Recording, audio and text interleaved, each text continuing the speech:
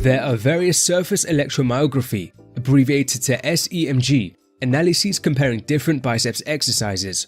For those unaware, SEMG involves strapping electrodes to a muscle and recording the signals you receive, with the belief this provides an insight into the muscle's activation.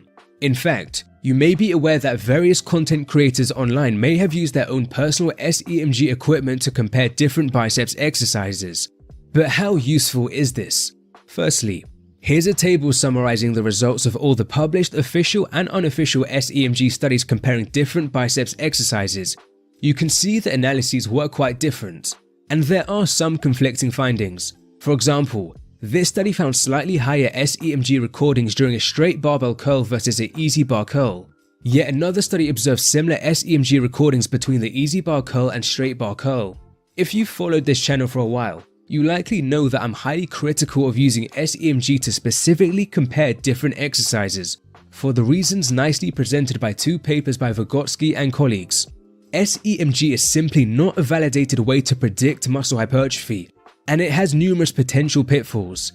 SEMG doesn't truly measure muscle activation, it's an estimate of the electrical signal sent to the muscle, and there exist multiple pitfalls that mean SEMG can inaccurately record the electrical signal sent to a muscle.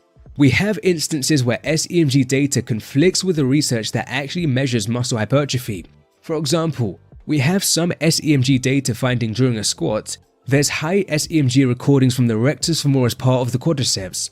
Yes, research measuring rectus femoris hypertrophy after training with a back squat failed to observe any significant rectus femoris hypertrophy. As another example, this SEMG analysis observed higher SEMG recordings from the quadriceps during leg extension isometric contractions at a short versus long length.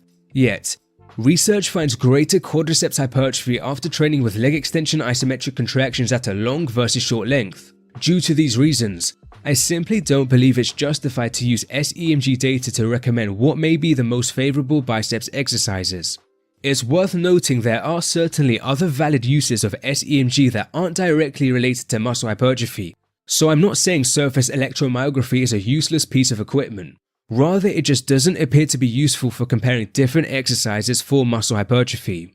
Interestingly, some of the early uses of SEMG were seemingly for various disorders.